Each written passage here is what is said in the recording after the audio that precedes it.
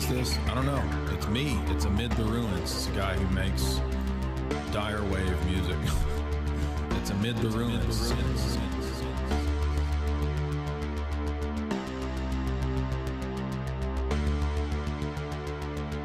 Dyer wave music.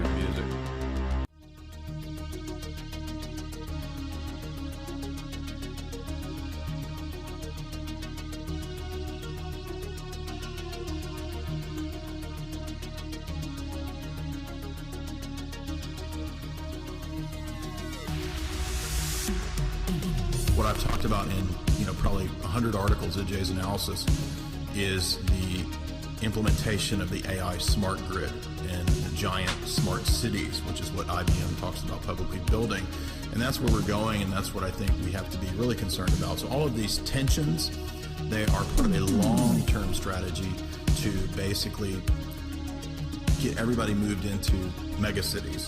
They'll be forced off of land and so forth for environmental reasons, and basically concocted and invented environmental nonsense. Then you'll be stuck in some hellhole mega city in a, basically a carton-sized apartment living over a Target or something, or inside of a Target or a Walmart, as I said several years ago. It's actually coming true now. There's actually Target cities.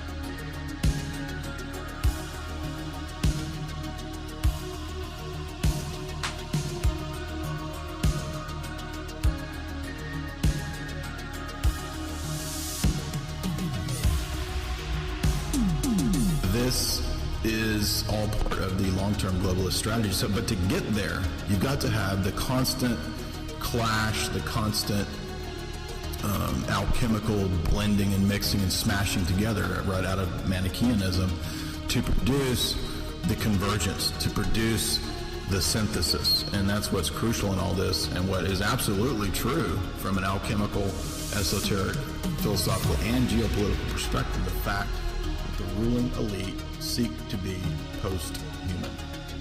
jaysanalysis.com.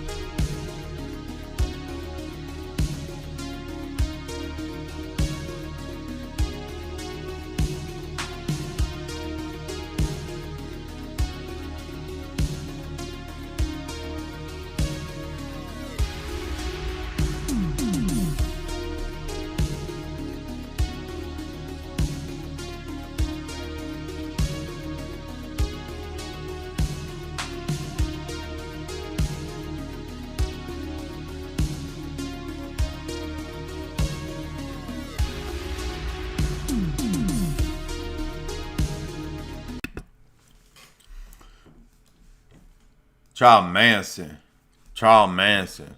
Got the whole club dancing Charles Manson. What's up? Eating a gummy bear. What's up? Talking to you. Oh, I'm good. How's everybody doing? I'm choking. My voice is verklempt from crying. due to the stream because it was so good, the singing and the rapping. I liked it. I played her the hits. She fell asleep, so she didn't think it was that good. I like the Jordan Peterson. JBP. I like OPP. Grab a broom. Clean your room. Carl Young. Make that vacuum go vroom vroom. Carl Young MC. Yeah. Yeah. I like that. I stole that from somebody in the chat. All right.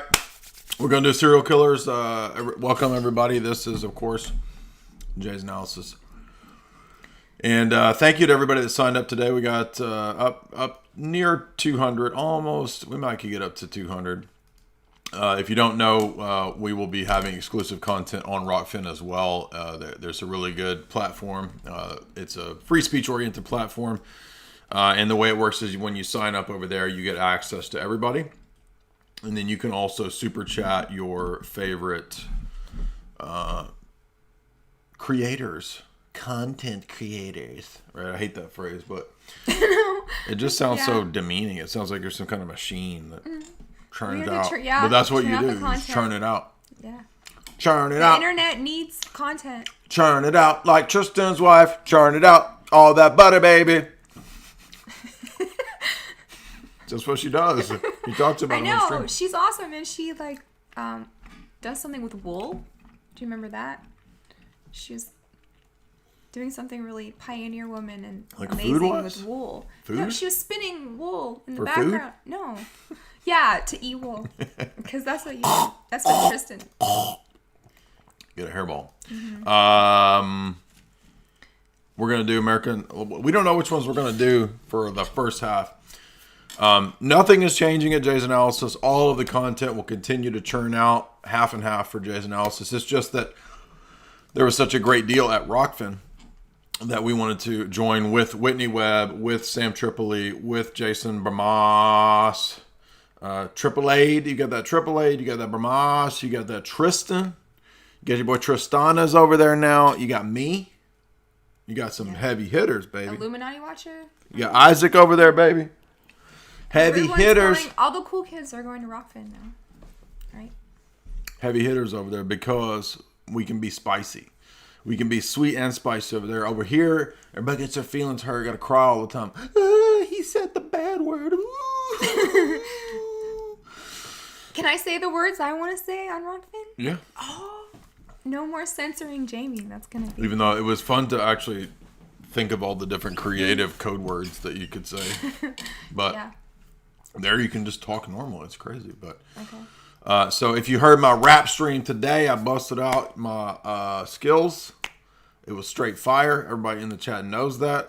Y'all sent me like $150. Thank you. Or something like that. It was a lot of money. Straight going to my drop top. Get that thing tricked out like my MySpace page. And anyway, so on Rokfin, you get access to everybody and you can super chat. And I remember that I had all that hot hype content from a long time ago.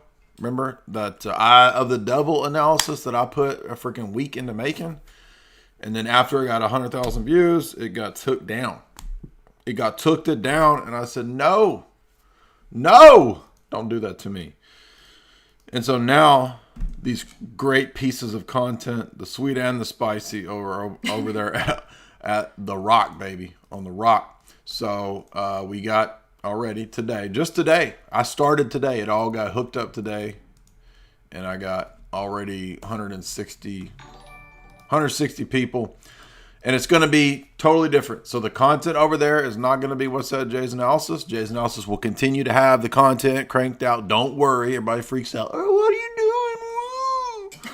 Woo. Everything's fine, dude. Did they really do that? Yes. Are you going to have a podcast still? Nothing's changing, dude. It's just more of this vomit out of my mouth. More vomit. Literally like, honey, what are you doing? Freaking out. Nothing's changing. Relax, dude. That is all the people do that. People couldn't handle my late. Somebody was like, how dare you talk about Forrest Whitaker like that? Forrest Whitaker got a lazy eye. You gonna listen to Forrest Whitaker with a lazy eye? Yes, you will. Over on Rokfin. That's what I'm saying. So all that good stuff's going over there. All the All the soft, all the Microsoft content will be over here for the soft people. No one here will be hurt. Get a pillow. Put your onesie on. Everything's soft over here. All right, let's go. Okay. We got all these young... Ghost dad or ghost dog? Oh. Ghost dog. Who's in that? Forrest Whitaker. Oh, yeah. Forrest Whitaker and Bill Cosby's in Ghost Dad. Kill Bosby. Okay. We have the worst serial killer movies to do because we're doing The serial worst killers. or just the top 8 or 9? I mean, they're not the worst. They're not bad. I mean, it's like, this is... Okay, so we got to do some of the big ones in part 2. You know that. We can't Yeah. do all the big name ones. Okay. That's actually a documentary, but we'll still do it. We do... Save that for part 2. Everybody Okay, likes that movie. let's lead off with that. Okay, we'll do Silence of the Lambs again in part 2 because I've found some things. That's a part 1. That one, I don't know about that one. This one is a part 1. That one was popular. Okay. 7 is popular. Let's say Red Dragon because it's so revealing. I mean, not Red Dragon. Red Riding. Okay. So 1, 2, 3, 4. And Silence of the Lambs. So we'll do these. Okay. Now, where do you want to do that? We don't know. There's a lot. So we'll get to that if we have time. Yeah. Okay, so we're starting. here we go. American Psycho. American Psycho. Can you do him? In the morning I shower. In the morning, I use a nice exfoliating almond butter cream. I have the best business card of anyone on Wall Street. It's a water-activated gel cream. It's a water-activated gel cream. I hope you enjoy it. I think this is such a funny character, and Everybody likes this guy. I'd forgotten about this character. but it's actually 2 characters if you pay attention, Yeah, he seems to dissociate. and it's all characters too. So we'll get into that.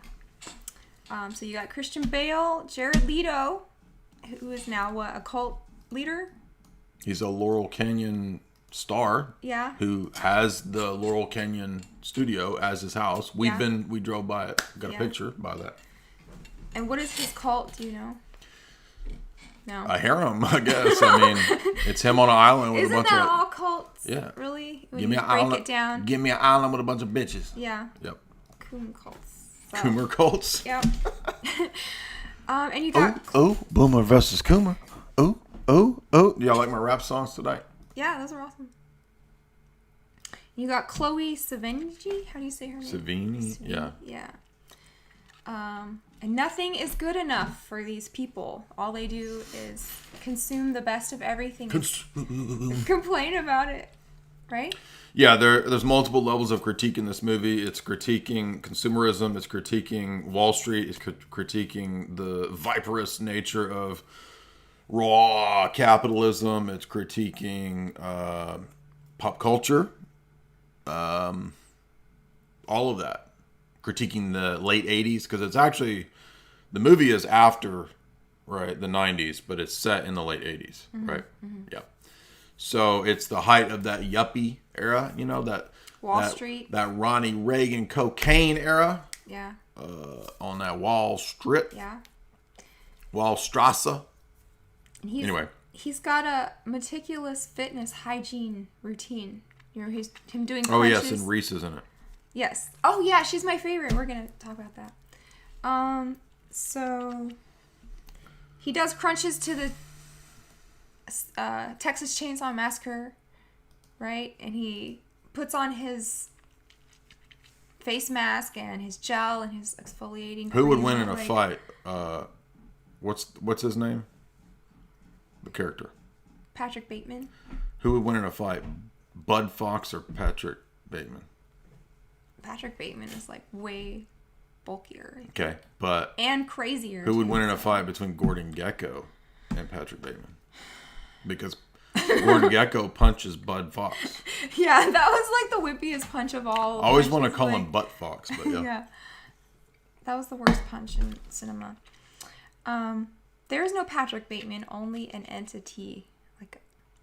So he does his routine and he's peeling off his mask. He says it's just a shell. Yeah, well, that's obvious symbolism there, Yeah. and it's obviously just pointing out the emptiness of the corporate ladder shell of a person. Mm-hmm. And then Reese Witherspoon is his fiance, and she steals every scene she's in, I think. And then when they're in the limousine, she's like, doesn't your father own the company? So they don't really make a big deal of that, but he doesn't have to be doing this, is the point. He just does it because it's expected of him, and that's what everyone else is doing, right? Yeah, he's a spoiled punk. Well, he loses it. She's like, why do you do XYZ? And he's like, because I want to fit in. Yeah, there's a weird obsession with conformity and at the same time being the best. It's very, very, very bizarre. Yeah. And the best at everything, right? Everybody knows the famous business card scene. Oh, yeah, they constantly have to one-up each other with their stupid games. So then he kind of starts to lose it. He goes and kills a homeless guy, or in his mind, we're supposed to think. We don't know. Right, so what we don't know, and that's, I guess, the good part of this movie that is intended to keep you guessing. It did keep me guessing. I actually went and read quite a few analyses, at least 3 or 4 essays of people trying to decode it. I think the most sensible theory that I agreed with was that a lot of the events at the end aren't real, but he is a killer. So he does seem to have done some pretty nasty things, but you can tell that even he's questioning his reality when he looks at his gun after he shoots the cop car and it blows up. I mean, obviously that didn't really happen. And then but he's having this dissociative breakdown because he's lost touch. He doesn't know what's real. So when he goes to the apartment that's Jared Leto's, right? Apparently it's Jared Leto's that's not a real guy. He didn't really kill that guy. Because it's ambiguous at the end because when he goes to the apartment, there is no Jared Leto. I know, he's already moved out, and no, he's not. There was no Jared Leto. It was in his head. Then the other murders are real, but how come the other lawyer said I saw him in London? I mean, the murder wasn't real. Oh, yeah. You're right. Okay. So, yeah, they're like that Karen Wiig character that always has to one-up Kristen Wiig. Do you know what I'm talking about? Kristen Wiig. Yeah. Can you not say your arm? I'm twisted, Elmo. Oh, I'm twisted. I'm gonna do the elbow voice. I'm twisted. Right now, if you were to go over to Tristan's stream, he would be doing the elbow voice.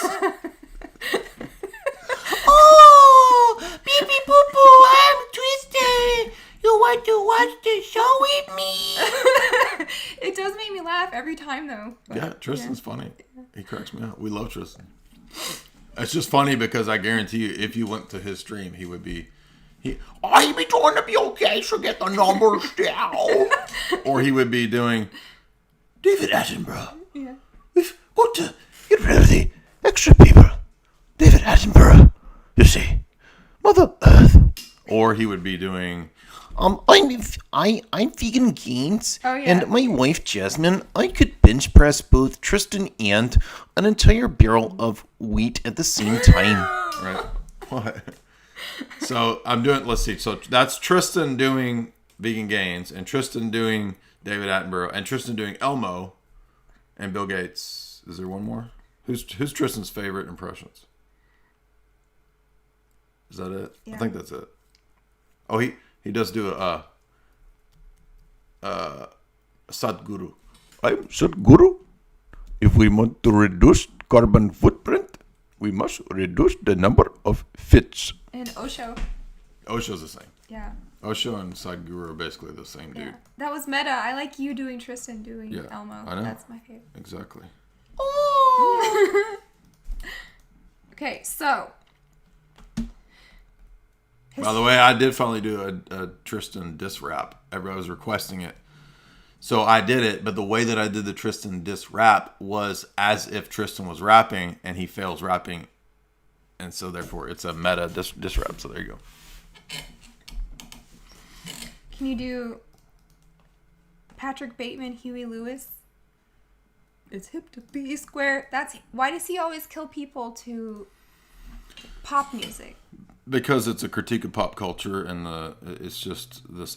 It's the blending of the absurd, the satire of the two seemingly opposite elements. I like when he does the meme where Huey Lewis, right? And then That's when he kills Jared Leto. Right. So it's interesting that no one seems to react to him. By the way, Tristan is over on Rokfin, everybody. So Yeah. remember that they just pick. I mean, if they're letting Tristan on, they're letting anybody on. So that's how we got on, right? They just let any of the riffraff on over there, up there at the Rock, right? Because they let him on, they let us on. Not just anyone can get a podcast. Right? Exactly. So then you've got no one reacts to his confessions. Because there doesn't seem to be, they're either exaggerated or they are unbelievable. Yeah. Or the people are so self-obsessed that they don't even care. Yeah. They're not even listening. Right. And it doesn't even sound sensational to them because Right. they're evil too. So then you've got Willem Dafoe character as the detective.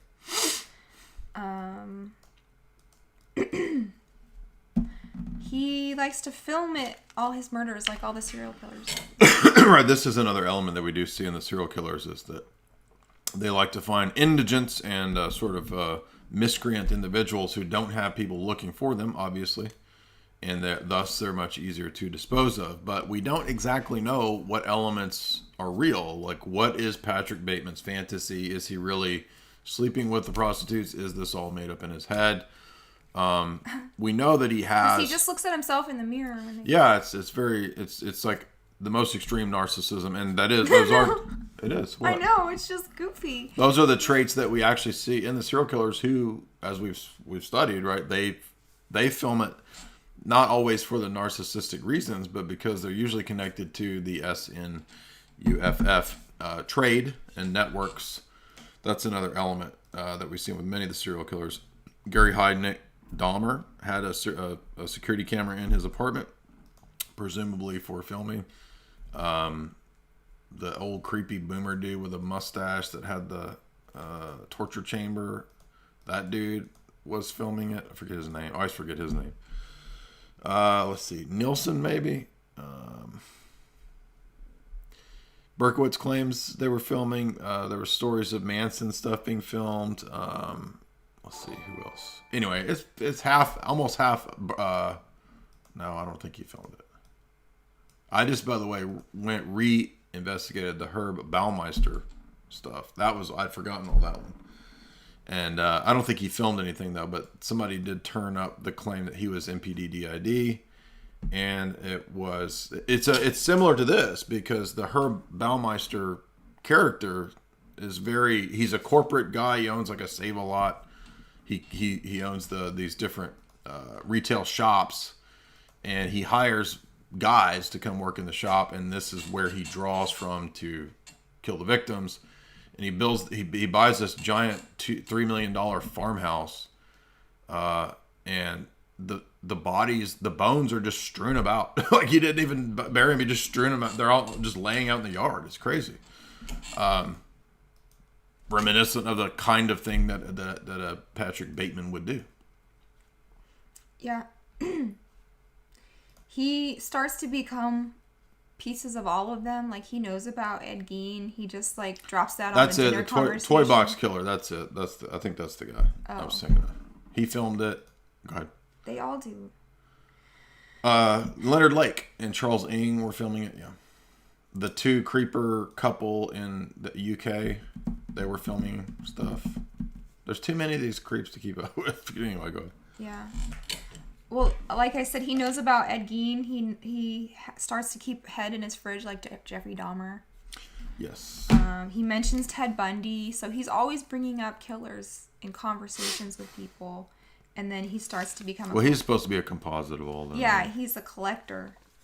Remember, he starts keeping her hair. He's biting them like cannibal. So then he really starts to lose it, and the ATM tells him to feed it a cat. Right. Well, that's the part that's we're supposed to, I think, know that it wasn't real. Mm-hmm. Because the ATM isn't telling him to go do it, right? Mm-hmm. Is that in his head? Yes. Mm-hmm. And probably the events after that aren't real. But it is plausible that he had committed some of these earlier crimes. Do you remember when he was giving his confession and he was like crying? Yeah, and he said I cooked their brains and ate them. Yep. Yeah. So then at the end, it's funny that life goes on as he's having this psychotic break. Like he goes to that party in the end scene. Right. And he's literally breaking down and no one even notices that he's losing his mind right there in front of them. Right. Because, which, is that real? Well, yeah, but I think the moral of that part is like everyone in this is so self-absorbed that they wouldn't even recognize a psycho even after he confesses. Like, they're very blind. Or it's perhaps Bret Easton Ellis, the author, is saying everybody thinks about a Dahmer, they think about a Ted Bundy, but what about the rich and powerful elites, right, that seem to have the same proclivities as a Dahmer or a Bundy, and yet are tolerated and ignored, right? I mean, if I act like a serial killer, even though I don't actually do it, am I any better? Right? I mean, that's kind of the point here, right? These rapacious, evil Wall Street types, if they do the same type, if they have the heart of a serial killer, even if they don't act on it, it's just as bad. That's all he thinks about, because she finds his notebook for her, and it's all the drawings of what he's did. I heard this was... Now, it's also possible, and I don't know that, because I did look to see if Bret Easton Ellis had any cognizance of MK Ultra or might have drawn on that. I couldn't find anything, but there is the potential that this is a person who is a kind of mind control guy. I mean, that's possible. That he's dissociating, right? That he's in a dissociative state when this stuff happens, and that's a thing that does come up with many of the serial killers, right? Herb Baumeister was MPDDID. At least a couple others like Nilsson, probably Leonard Lake too. Henry Lee Lucas was apparently MPDDID. What's the creepy guy that we just watched the video from Vice? Pazuzu was MPDDID. Yep. Yeah. I heard this had elements of the play No Exit by Sartre. Yeah. Well, that's what comes up in the box. Oh, yeah. Remember? Mm-hmm. Hell is other people, right? So one of the commenters pointed out that perhaps Patrick Bateman is in hell. And then someone keeps calling him by a different name. Do you remember Reese Witherspoon even made a comment about it? They're like, why is he calling you this other name when you were Patrick or something? So it's the name of Jared Leto. Oh, okay. Because he was claiming he stole Jared Leto's identity. Remember? Yeah. He stole the apartment. He was bringing the hookers there. All right. That's American Psycho. What's on the back? That's it. Oh. His confession meant nothing. He just keeps going on. Psycho. Well, if he is a MK Ultra, MPDDID dissociative type, then the meaning of this is that he's protected and he can get away with it, right? But it may not mean that I may just be reading my conspiracy analysis into a story that isn't necessarily about that, because I've not read Bret Easton Ellis extensively, but I couldn't see that he had any cognizance or knowledge of anything conspiratorial, so I don't know, but who knows. It could be, however, a lot of the people who make movies, right, they know about MK Ultra. In fact, I definitely think David Fincher is a aware person. He definitely knows the conspiratorial Twilight language cryptocracy side of things. So many of his films deal with those subjects and themes. So when we get to Zodiac, that's definitely going to be a theme, and it's a running theme in many of David Fincher's films. And he does treat, right, because we got Seven, Zodiac, and he did Dragon Tattoo, which deals with human trafficking.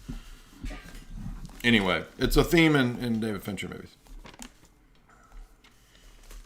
Okay, you want to do H.H. Holmes? Yeah, now this was your idea. I didn't actually know about this guy. He's the Jack the Ripper of the U.S. Contemporary at the right around the time of Jack the Ripper. Yeah. So this was Jamie's idea. Well, tell us about this one. I heard about this guy, a book I read by Eric Larson a long time ago called Devil in the White City. And it was about the Chicago World's Fair. And the first serial killer, H.H. Holmes, who built an entire hotel with death rooms and It's like a Castlevania level, yeah. dude. Yeah. Like they built the levels in Castlevania on this dude's palace. That he built a palace, like a hotel of hell, hotel hell, right? So he Welcome to the Hotel California. It's like Hotel Cecil, that haunted thing. So he's from New Hampshire. His name was Herman Webster Mudgett, and this. And by the way, this one is not technically a movie. This is a documentary. However, Jamie thinks she's read that Martin Scorsese and your boy Leo may be making this into a movie. They wanted to make a movie, but then they were going to make it into a TV series, is the last I heard. Okay. So, coming soon to a theater near you is America's First Serial Killer, H.H. Holmes. Let's see. He was from a white settler, strict religious family. Okay. He was bullied, and he was traumatized by a skeleton.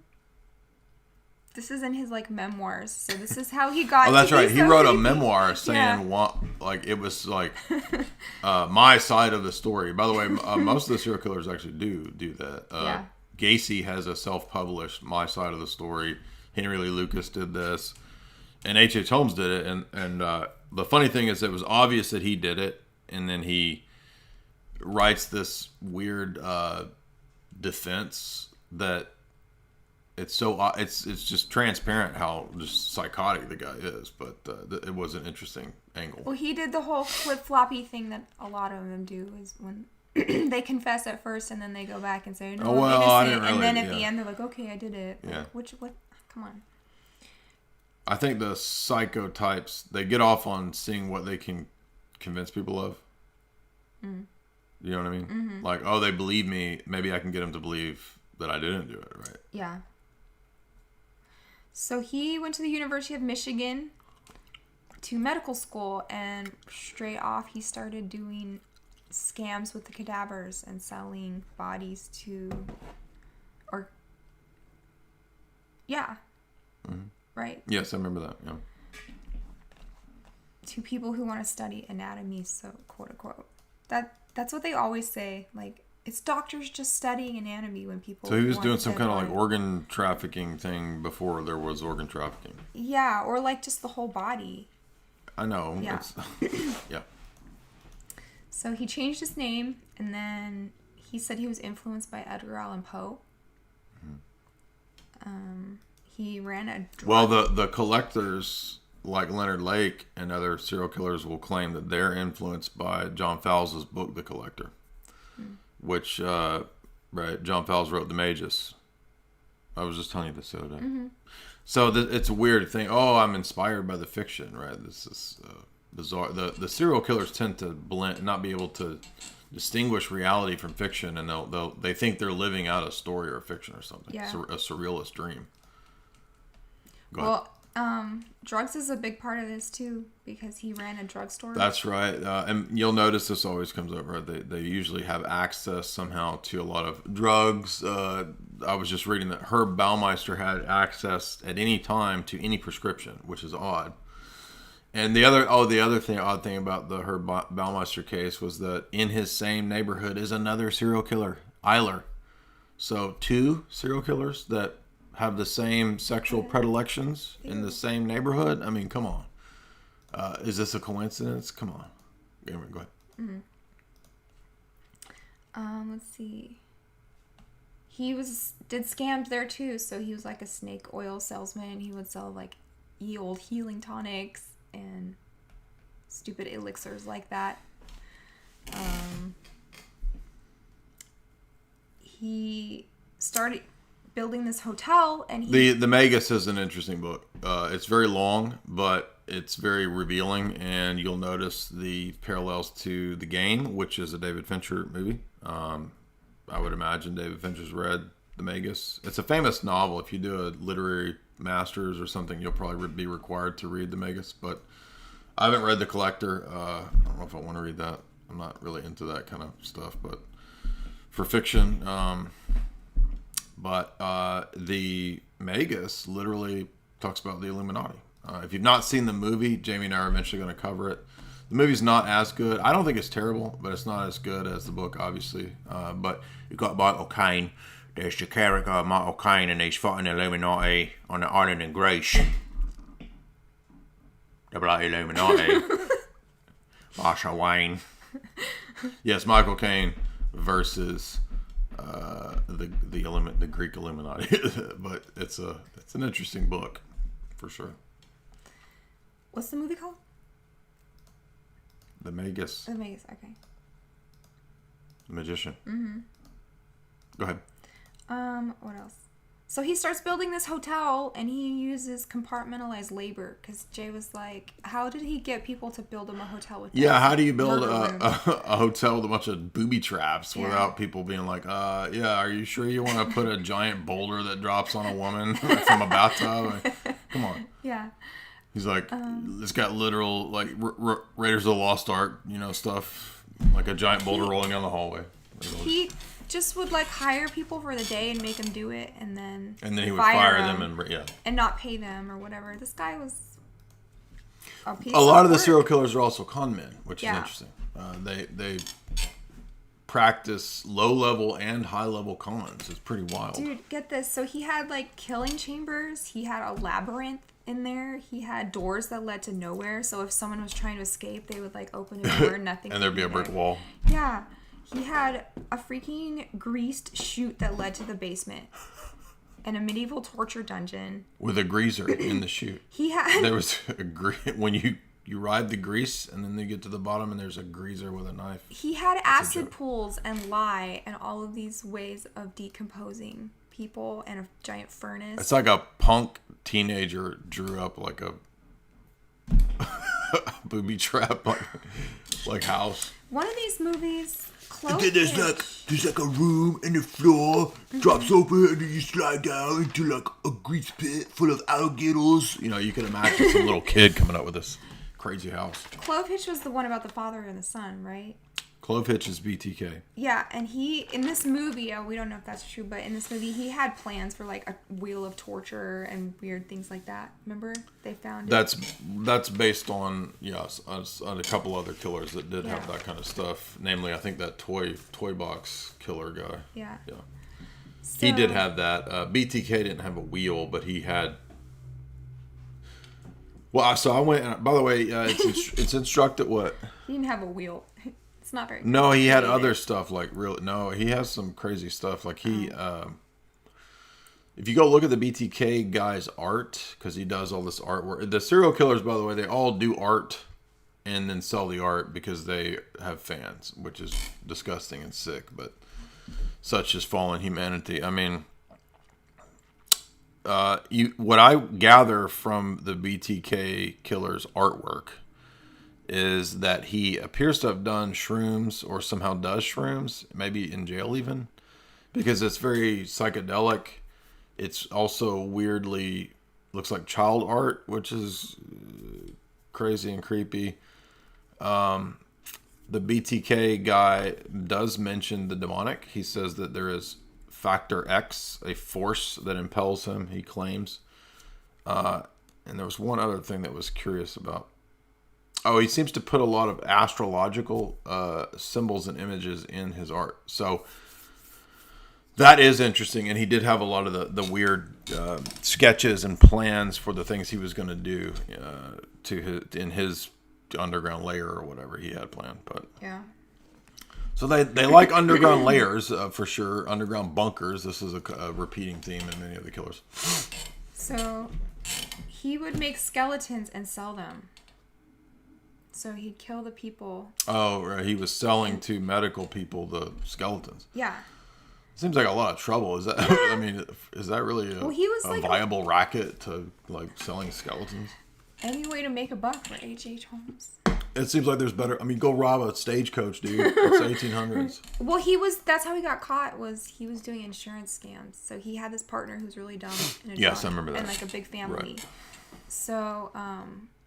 But don't forget that he did it during the World's Fair. That was So that's like the perfect pool of victims because it's travelers and people. So millions of people come to, where was it, Chicago? Yeah. Yeah, and then they're staying in his hotel and they disappear and nobody knows.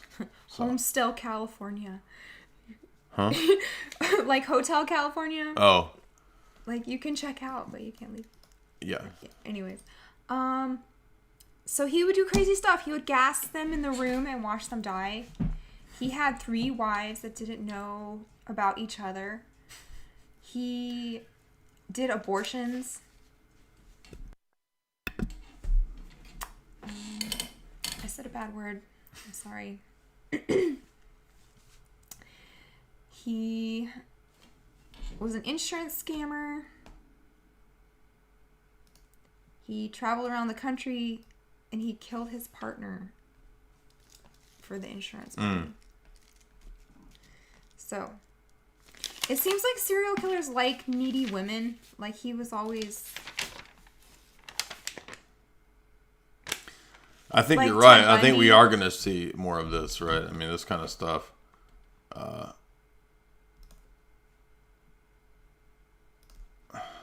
Here we go. Trolls are here, so they're all just getting banned. Anyway, go ahead. He had a basement of horrors. There were 50 missing people were traced there.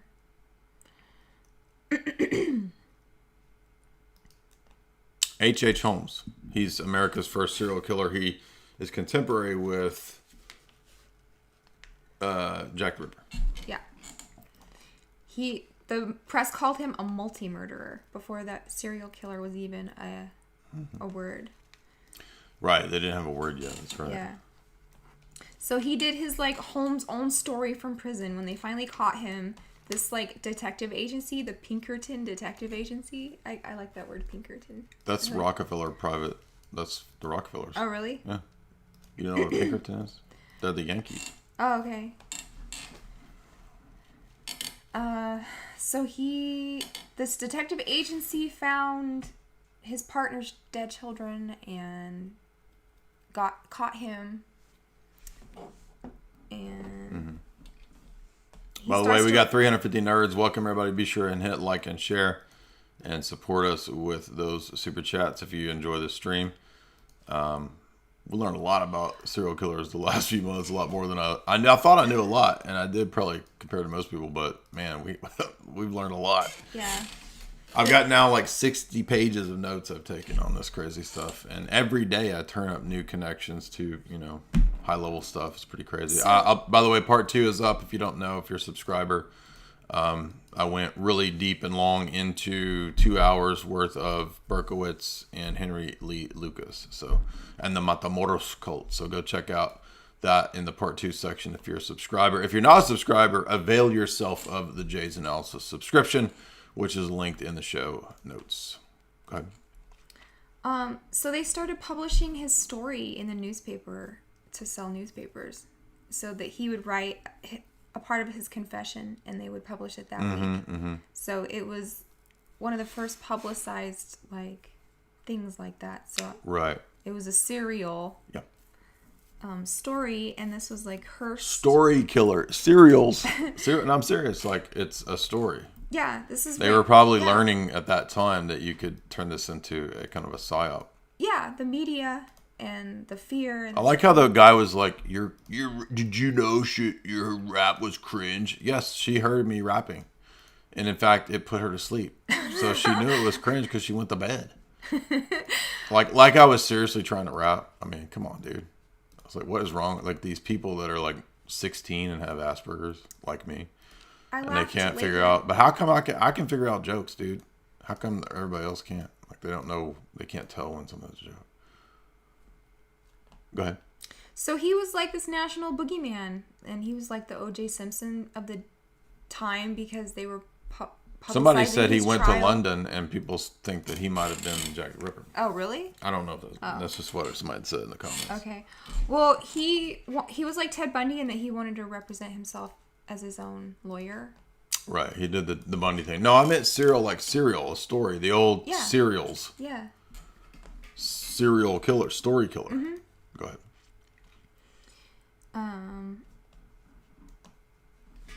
Well, he would let his lawyers help when he was losing so he could have somebody to blame it on. So this guy has like narcissistic personality disorder. They diagnosed from his papers and stuff. Yeah, and even Satan came up, and I read a guy trying to figure out if that was real or not. And the part about the devil was real. He said the devil was standing beside me ever since I was birthed from my mom. He says, so I don't know if that means he was just always tempted, or if he's saying I was dedicated to the devil. I mean, it's kind of ambiguous how Holmes means it, but I did go and read about that, and that is the case. Mm-hmm. So, yeah, he said he features growing to resemble the devil, he believed. He thought he was starting to look like the devil in his memoirs. That's odd. Yeah. And then... Well, this guy was obviously possessed. I mean, that's another feature that's overlooked, right? Is like, what's the most obvious thing that's overlooked by almost everybody when they diagnose the killers? Demonic possession. I mean, half of them even say, or most of them, I can't control myself. It's a force that takes me over. Henry Lee Lucas said it was like dissociating. I mean, almost all of them say that. Well, he was diagnosed as MPD-DID. Yeah. So that can easily also be possession. Yeah. But modern psychiatry doesn't believe in possession. Well, most of them don't. Some of them do. Anyway, go ahead. So he recanted at the gallows, just like a lot of them do, flip-flopping on their story all the time. Right. That was H.H. Holmes, I thought. He's I'm glad that you included him in the list, because even though it's a documentary, I didn't know about this guy, right? So here I've been studying the serial killers, and I didn't even know this guy was like the first one. All right, what's next? Insomnia or Shockingly Wicked? Let's do Insomnia. We'll make it quick. We'll try to get through Insomnia quick. Now, this was, I know, not technically a serial killer movie, but we wanted to throw this in there because it's not bad. It's an interesting film. It's Christopher Nolan's first big release, right? Like, he did have that Followed, or it's like his student film was the black and white noir creep following people around, which is a really intricate plot. It's worth watching, but it is an indie film. This is the first, famous, got stars in it that I recall. He might have had another something in the UK. I don't remember, but so this has, Pacino. It's got your Hollywood stars, Hilary Swank and Robin Williams. And it's not super deep symbolism, but it is symbolism that's interesting regarding light and dark. And this takes place in, where is it? Night Mute. Now, Night Mute is a real town, but it's super ghetto. I mean, I looked it up. I'm not being mean. It just factually is super ghetto. It is not like this town. I mean, this town, Night Mute doesn't have Hilary Swank. Not that Hilary Swank is like super hot, but I mean, like, the real Night Mute doesn't have Hilary Swank. Don't they say that I don't even think it has a Walmart. not being able to sleep will drive you crazy faster than anything else? Oh, yeah, probably. Yeah. So that's an added element here that you don't usually see, which makes it a unique psychological thriller, that it's a weird way of man versus man and man versus nature at the same time. So, and the man versus man isn't just Al Pacino, the cop, versus Robin Williams, the killer. It's Al Pacino versus himself. Because as we see from the outset, he hates his partner, right? He can't stand this guy. The guy is of dubious moral character. And so when they're on the trail of Robin Williams, they're at this foggy, right, lakeside situation, and there's a bullet that's fired, and Al Pacino kind of wants to hit his partner, but he's also kind of wanting to shoot Rob Williams, and we don't know, right? So through a lot of the movie, we don't actually know if Al Pacino wanted to kill his partner, right? So that's an interesting element, again, it's an interesting layer. At the same time as he can't go to sleep because it's this weird place where there's no sundown for what, weeks? Like 6 months. Not 6 months. Like winter No, is 6 all. months. I mean, summer is. Maybe 3 months. Yeah. It can't be 6 months. You'd go crazy if you had 6 months of no. I don't know how long it lasts. It's a few months. Anyway, so he's there during this, and what's interesting is that Robin Williams, who is the failed true crime fiction, or he's like a crime fiction writer who's failed, who then decides that he's got to write his own story by really killing. And he ropes the Al Pacino character into this story. That he's the story is not a written story. He's creating this story in real life. So that's the interesting part. Right? And then also, Al Pacino's lack of sleep is causing altered states of consciousness for him. And this is He's starting to see entities and things. Yeah. Yeah. And that made me... Oh, and he starts to figure the crime out because the altered state of consciousness is the detective, right? He's always doing opium or, you know. like Johnny Depp. Yeah, and that's how he solves the crime or whatever, right? So then, he's losing it. He starts, like, playing chicken with other cars and doing dangerous things. And then we find out that it was actually Sarah Palin that did it. That was a dumb joke. Yeah, so there's some interesting, like when he falls under the water, right? He almost dies. I don't know what to make of that, but there's a constant theme of darkness and light, of the abyss, of falling into the darkness, coming out of the darkness, being submerged in the water. Remember how the logs are rolling over, and like he almost dies underwater. Yeah, that was an intense scene.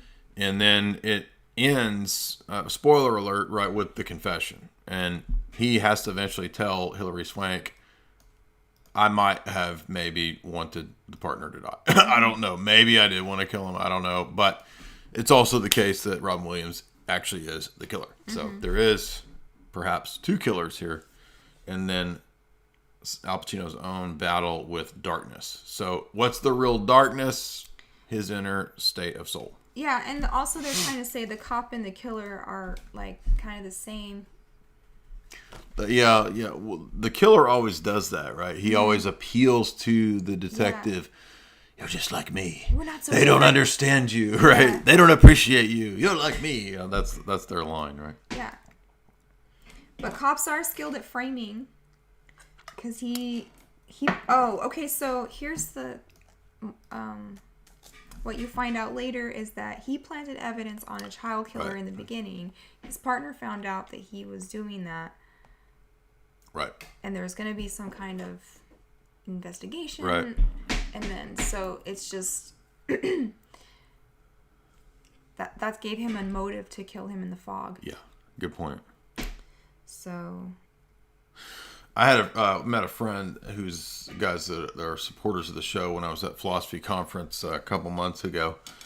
And one of the guys made a good point that perhaps each of the Nolan movies is a kind of self-retrospective process of Christopher Nolan himself, which I thought was an interesting angle. I never thought about that, but entirely possible. Next is the Netflix one that I'm sure everybody has heard of because it was all over everywhere. Everybody talking about it. He's so hot. Oh my gosh, Ted Bundy is so hot. I remember all the girls were fawning. I'm not joking. Last year, I remember this. Remember? Yeah. When this came out, and Serial killers are like hot or whatever.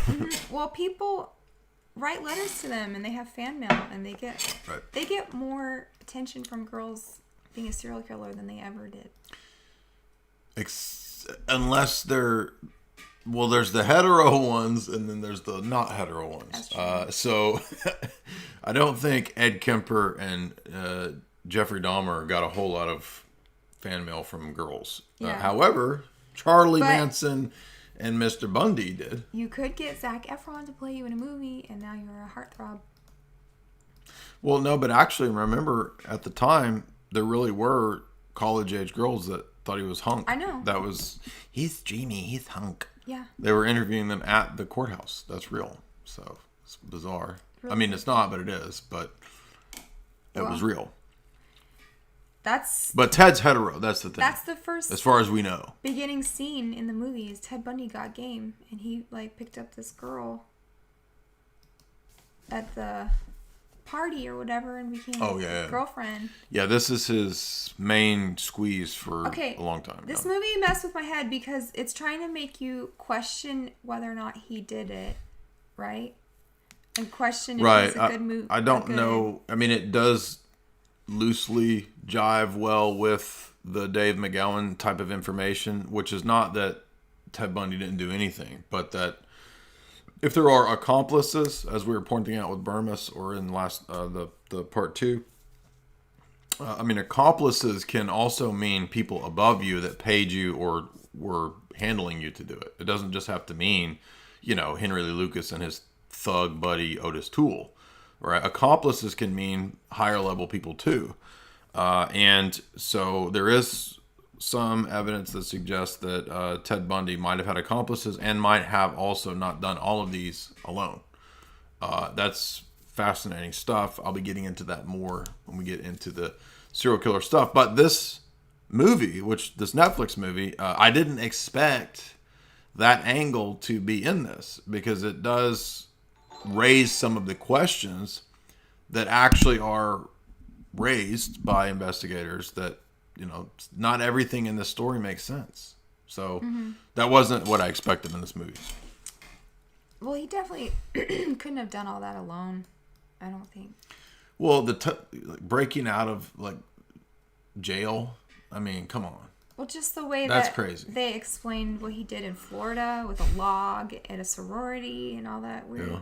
Anyways, but in the beginning of this movie, he's like good to the single mom, and he's just going to law school, and he's just loving his girlfriend, and he's just upstanding. Yeah, and nothing happens to the daughter, which is surprising because usually, right, you're thinking one of the top serial killers, he's keeping this chick's daughter for extended periods of time. That's kind of wild to think about, right? But apparently didn't do anything to her. So the movie kind of starts off like that, but then very quickly it shows him getting arrested. Right. By the way, we got almost 400. That's great for a Monday night. Be sure to like and share. Be sure to support us via Super Chat and help us if you want to go over to Rokfin because we'll be adding new exclusive content to Rokfin once a week at least, maybe more as the mood strikes me. No, nothing at Jay's Analysis will change. There will still be all the same continual killer content at Jay's Analysis, just more content also at Rokfin. Go ahead. So after he's arrested, they're trying to pin more murders on him. Remember? Yeah. That's the very first Well, that's thing. definitely what they did with Henry Lee Lucas. They got him to confess to he didn't kill 600 people. That dude, that's crazy. And then they take him to Colorado, and he's being tried again, and he claims he's innocent. Right. And his girlfriend is just over it. Like, she keeps hanging up on him. He keeps calling her from his trial and stuff. Yeah. And she's like, stop calling. And I read some articles. A lot of what you see in this is accurate. There might be a couple things that were movied up, but most of this is supposedly the true story. So he jumps out of the window. That's true. That event is true. It happened. Yeah. What about the book called Papillon? Was he always trying to? Well, he did break from jail. I don't know if he was actually reading Papillon, which is about jailbreak. Oh, okay. I wouldn't be surprised. And then he escaped again through the light socket. Right. And then he goes to Florida. He still says he's innocent. And he meets with that old ex-girlfriend. Yes. Who is crazy about him, and she believes it no matter Carolyn. what. Right. She comes to Florida to support him. She's real, and the woman really looks like that with the big, giant 80s mom glasses. And this is the first televised trial. Yeah, so this is pre-OJ, and this is a huge factor in normalizing, right, the whole serial killer phenomena. This is huge for that, because now the whole country is watching this kind of thing. And where had we seen this type of everybody watching a trial? The mob. The investigations into the mob. The whole 30 million people watched the investigations of the mobsters. Remember that. Mm-hmm. And so what we're learning, right, and through this is the publicization of how corrupt the country really is. Mm-hmm. And is that itself part of the demoralization and psyop? I think that it is. In fact, there was an interview with Heidi Fleiss, and Heidi Fleiss said that she realized that the publicization of all of her stuff had a effect on the morale of the whole country. Yes. That makes sense. Go read interviews with her talking about that. Go ahead. Let's see. He's under a gag order, though. He can't say any. Who? He's dead. Ted Bundy. No, during his trials, he can't talk to the press. So that's why the Carolyn lady has to talk for him. Oh, she talks for him. That's right. Mm-hmm. Yeah. And then I thought it was interesting that the judge said, let's put on a show. Do you like John Malkovich as a judge? Kind of. Yeah. The real judge, by the way, at the end of the movie, they show the actual scenes that they're mimicking, and it's perfect. I mean, they did it exactly like it, right? It looks just like it. But John Malkovich doesn't look like that judge at all.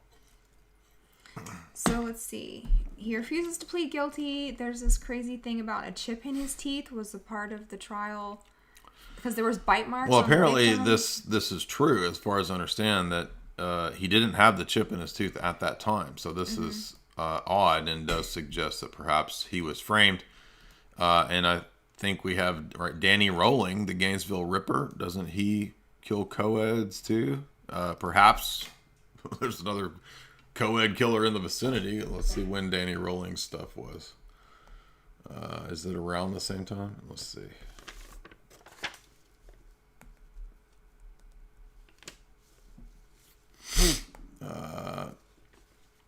No, Danny Rolling is much later, but there is another killer who claims that there is a connection between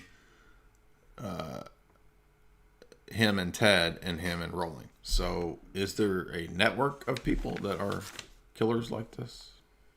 That's worth considering.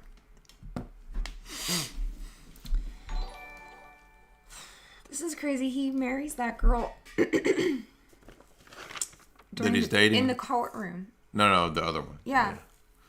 So he goes back to his ex and then marries her. He proposes in the middle of the trial, which is... No, he married her because he was like, there's a judge and there's this, and if I declare that we're married, that's right, that this is legal or whatever. Right. So it's like lots of antics that he's... Yeah, he does all these antics. That's all real. You can go look up all of Ted Bundy's courtroom antics. It's like... It's really bizarre. It's like he's putting on a show. It's weird. So then you come to find out it was his girlfriend who called the cops on him in the beginning to get him. She's the one that originally, because she saw the artist rendering of the leprechaun that looked like him. Yeah. They kind of leave it ambiguous. Like, are the cops setting him up? Is he really just a,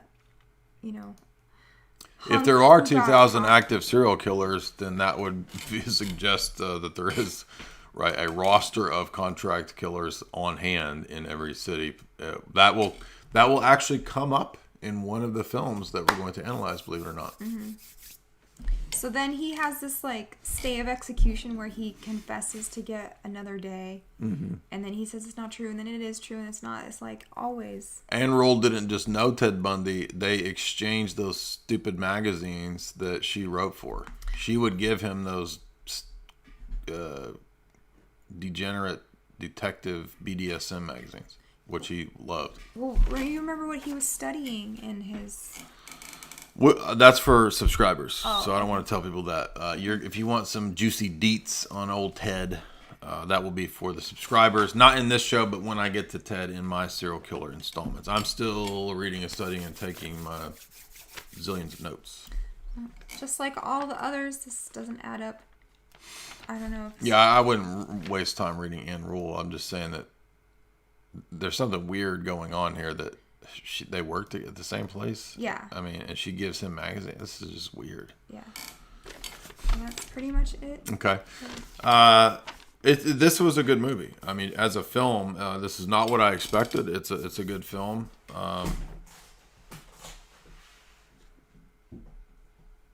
It's a better film than Insomnia. I mean, not to diss Christopher Nolan. He does make good movies, but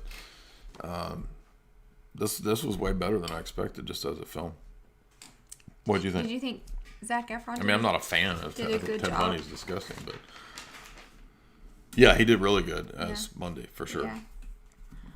All right, now this is important because again, David Fincher has I think we'll have to do a separate stream of Fincher movies. And by the way, I just realized, so David Fincher got his start directing 80s music videos. She's like the wind between my cheeks. I feel her breath on my face. Her body close to me. She's out of my league. Just a fool to believe that I have anything. This is the most beta male song of all time. That stupid Patrick Swayze song. Yeah. He directed that. What else? He did the Johnny Hates Jazz. Shattered dreams, shattered dreams. Feel like I could run away from this empty house. Right? Yeah. You know that song? It's beautiful. Huh? You don't know that song? No.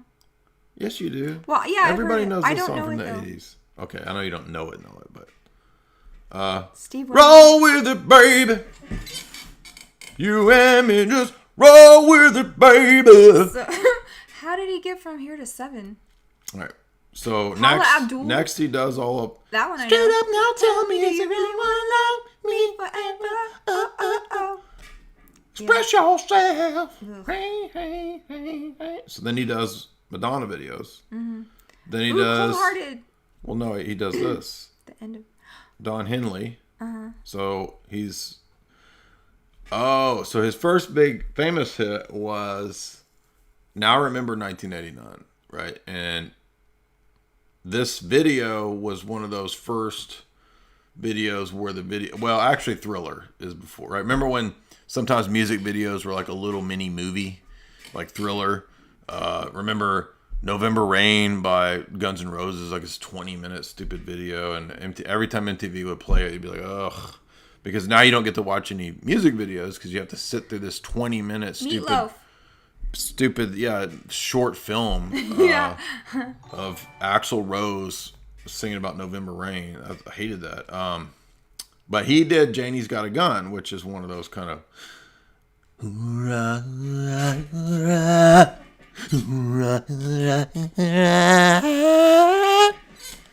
Jenny got a old gun. Dog days just begun. Everybody's on a run. It's like their worst song ever. What did a daddy do? I actually like that song. Really? I mean, in a ironic way, like a hipster. Oh. Let's see. So he did Madonna Vogue. He did Billy Idol. So he was directing like the top. Because I got to have faith, the faith. He did George Michael. Freedom. Nice. Freedom. You got to give what you take. He did some Jacko. I mean, he did Dangerous. Rolling Stone. He was doing like high level. Okay, so his first big movie, get this. Prison Planet. Alien 3, The Prison Planet. I don't think it's that bad of a movie. Actually think Alien 3 is okay. It's weird. It's a cult on a prison planet. It's weird, but it's not bad. And then that the one after with all the Winona Jacko, he does a bunch of Aerosmith songs. What? Is that the one with Winona Ryder? Yeah. Okay. No. Oh. No, that's Alien Resurrection. That's Jean-Pierre Jeunet, the French director that did City of Lost Children and Amelie. Did he do Amelie? Anyway, you guys will know. I don't remember Jean-Pierre Jeunet. I've never actually seen Amelie. So then he does 7. So actually, Alien 3 was a flop, but then he does 7. And by the way, I'm not a trained singer, right? I am a trained rapper. We will then begin to see a string of mind control related films. First of which, The Game. Now, 7 is kind of mind control, but not explicitly, because the Kevin Spacey serial killer character is just a weird Christian, some kind of crazed fundamentalist, as always, right? Yeah, all the serial killers are Christians, yeah, right. They're not Satanists, they're Christians. But they could be raised in pseudo-Christian cults and mind control, because many of those are actually fronts. The Game. Mm-hmm. Michael Douglas, The Game. The Game is very similar to The Magus. In fact, the John Fowles estate considered taking the producers of I don't know about David Fincher, but the people that put this together, whoever wrote The Game, screenplay, I don't know, but they were going to take him to court because it's so similar to The Magus. Then he does Fight Club. Everybody knows that's a dissociation mind control movie. So you're starting to see the pattern here, right? He works a lot with Madonna. He works directly with Madonna, consistently. Kabbalah, mind control, exactly. Yeah. He's buddies with 9 Inch Nails. Then he does Zodiac. Serial killer again. Mm-hmm. 7, Zodiac, right? Mm-hmm. Now, he's probably most famous for Social Network, which won Academy Award. But between that and Zodiac, he did one of the worst movies of all time. Hands down, one of the dumbest. I hate this movie so much. I can't even put it into words. Like Jordan Peterson, there's not words for the thoughts that I have. They're so deep. Yeah. I have thoughts so deep, there's no words. I have no word. There are no words yet to describe the depth of the hatred I have for the movie The Curious Case of Benjamin Button. Ooh, you really hate it that much? It's one of the worst movies. Do you hate it as much as I hate it? Everything about it. Brad Pitt, Cate Blanchett are terrible. The idea is terrible. It's long. It's dumb. The look when he turns into an old baby. An old baby. An old baby. I was sitting there in the theater just like... so it's up there with like Spawn. Is okay. Spawn with John Leguizamo, Benjamin Button. Those are two of the worst things I ever conceived of. And Toy Story. Then he does Dragon Tattoo, and that is abuse, human trafficking. Mm-hmm. Do you know that? Mm-hmm. You do. Yeah. Do you remember that the story is about human trafficking? And it's about like elites doing this. Then this. Mindhunter, Gone Girl. No, Gone Girl. Because Gone Girl kind of is about mind control and trauma. It's not exactly... Well, if you've seen Gone Girl, it's actually a good movie. That chick's kind of psycho, right? She loses it. She doesn't care. And then what does he do? He does 7 episodes of Mindhunter, which many of those serial killers we've covered. We've analyzed Mindhunter, and Mindhunter does include dissociation and MKUltra themes. So David Fincher clearly is some degree on the inside of understanding the esoteric mind control side of things. He knows about MKUltra. He knows. I mean, come on, Fight Club. He knows what's going on. Mm-hmm. Yeah. So he got Morgan Freeman as the grizzled... Morgan Freeman. The grizzled detective. Right? Yes.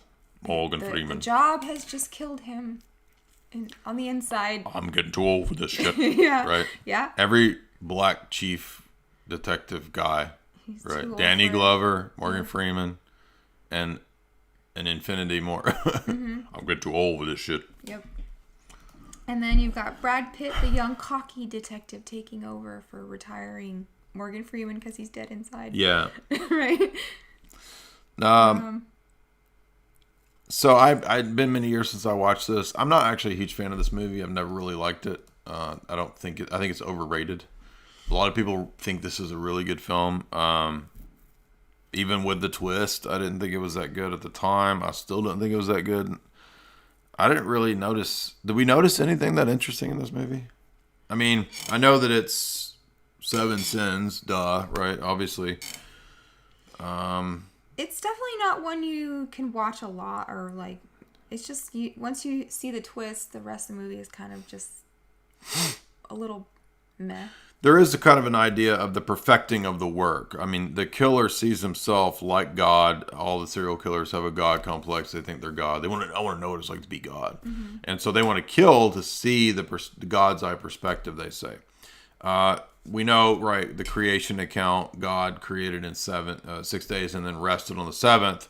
Seventh then being in Scripture the number of perfection. And so the serial killer here wants to perfect his craft and his work as the anti-God, right? Because this is the element I didn't ever notice, is that the killer is self-consciously from some kind of weird Christian cult. I mean, it's never said what it is. Obviously, the 7 deadly sins is a Latin Roman Catholic thing in the Middle Ages, late Middle Ages, or excuse me, early and Middle Age period. There's references to Dante. There's references to, Gustave Doré's woodcuts that are famous in terms of Dante's Inferno and Purgatio. Well, let's see. Oh yeah, I didn't remember that this is neo-noir, but I mean a lot of Fincher's movies are. So the second guy, the greed victim, a lawyer. Yeah. That pound of flesh came from John Milton, Paradise Lost. No, the pound of flesh is from Shylock from Shakespeare, Merchant of Venice. Oh yeah. But there is also a reference to Milton and the that was the esoteric thing that I forgot. That's right, because it has a reference to what's the guy that did all that creepy art. We talked about him, the libertine guy, the Gnostic, that did the Great Architect painting. Oh. You guys know. Yeah, you do. He's one of the most famous poets. Yeats? No.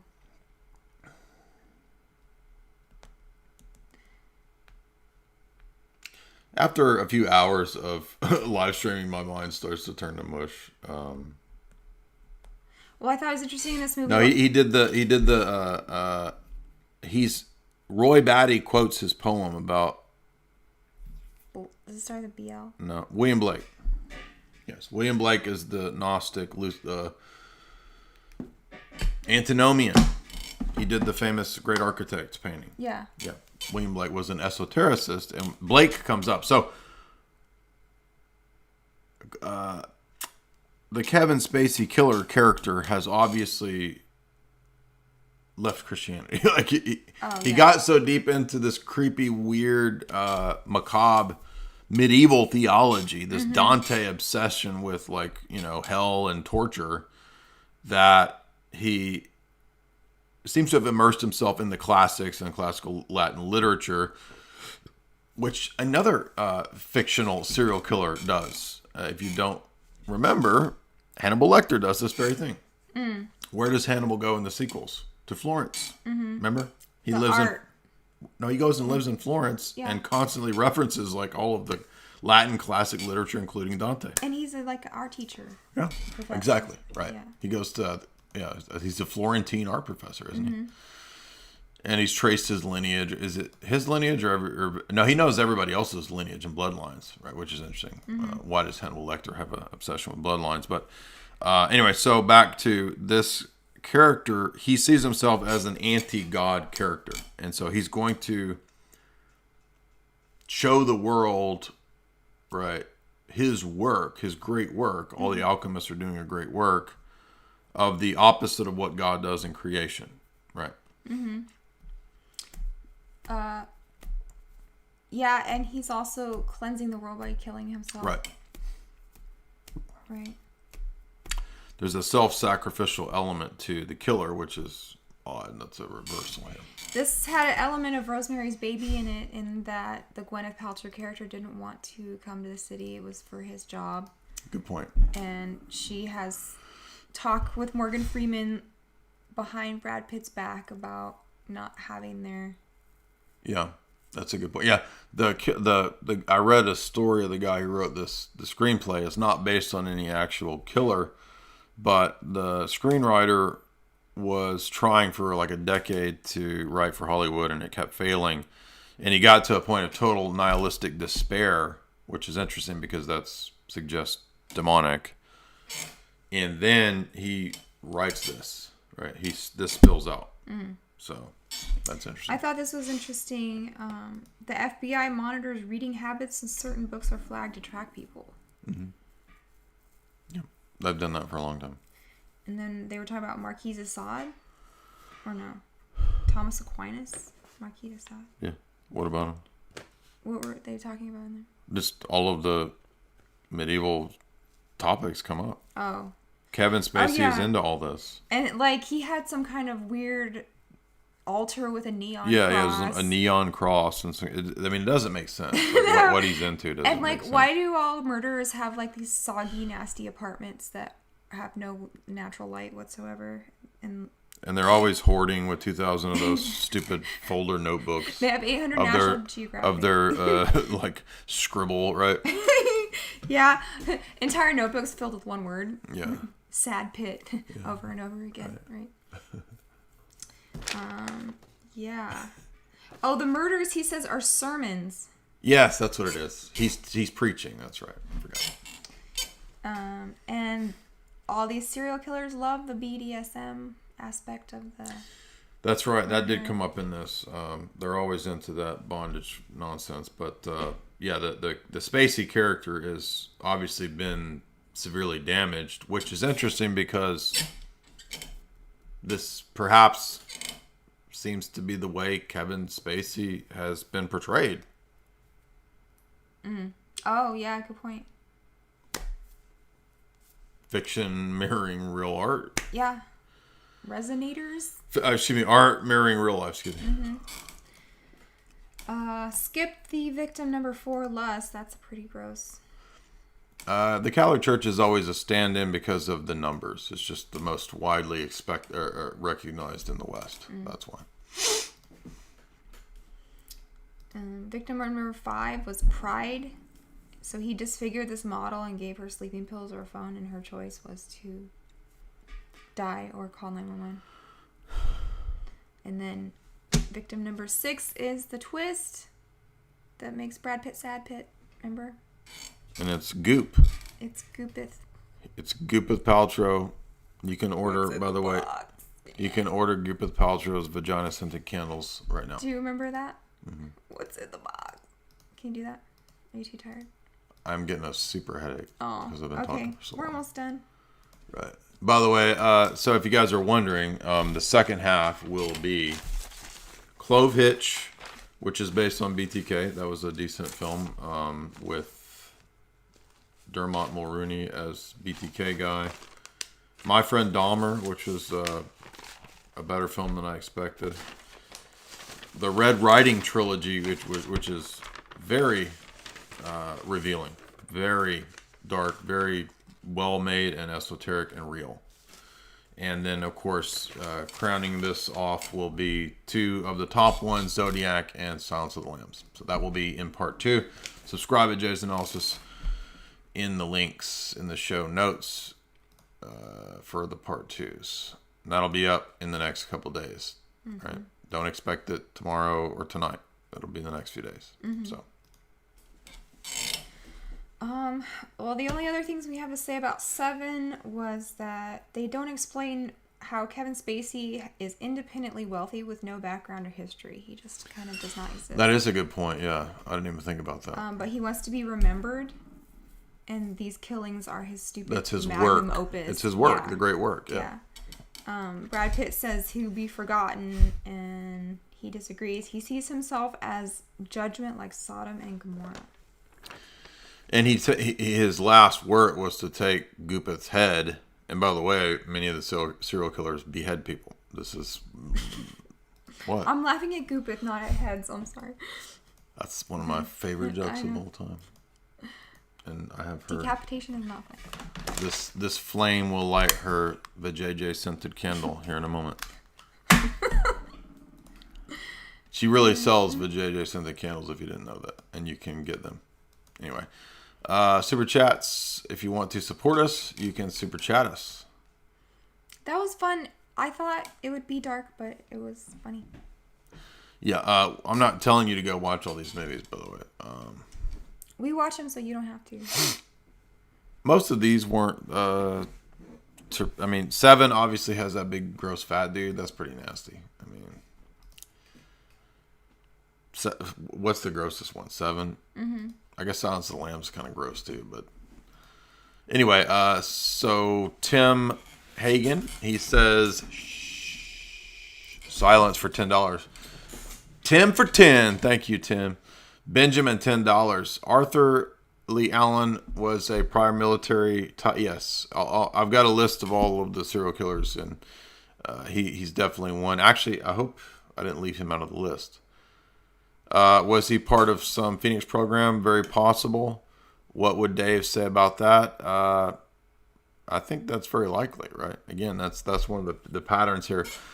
I don't remember off the top of my head about him. I'll have to go look him up. But thank you for reminding me, Benjamin. Mick Ale, $10. God bless the Dyer family and fellow nerds. Well, thank you. My linkies stay stinky. Great show, Jay. As usual, don't sleep on the crypto market. How am I sleeping, bro? I got my stats stacked, bro. So, but thank you. It's been a green month. Let's go, baby, to the moon. Exposing Powerful Lies, $5. I love that you were on with Burmis. Rokfin is going to be epic, man. Happy to hear you. The A's and others are getting in over there. Yes, they are. So, it's needed nowadays. God bless and thank you for the stream. Well, God bless you, Exposing Powerful Lies. Big fan of the Tristan and big fan of Jay's analysis. Big supporter. We show you much love, bro. Exposing Powerful Lies again for $5. My mind is just, I'm turning to mush, dude. Do you want me to read them? Go ahead, I'm almost done. Alas, when you brought up Jimmy Carter's wife being photographed with John Wayne Gacy, I had never heard of that. Very interesting, yet not surprising in the least. Wicked, evil people can tell just by looking at them. Yeah. Well, he's not alone. Like, a lot of the serial killers have this. Dahmer was able when he was a teenager to just call and get a meeting with the vice president. So, yeah. What? Yeah. How is that? That's weird. Nobody knows how that was possible. Cossie for $5.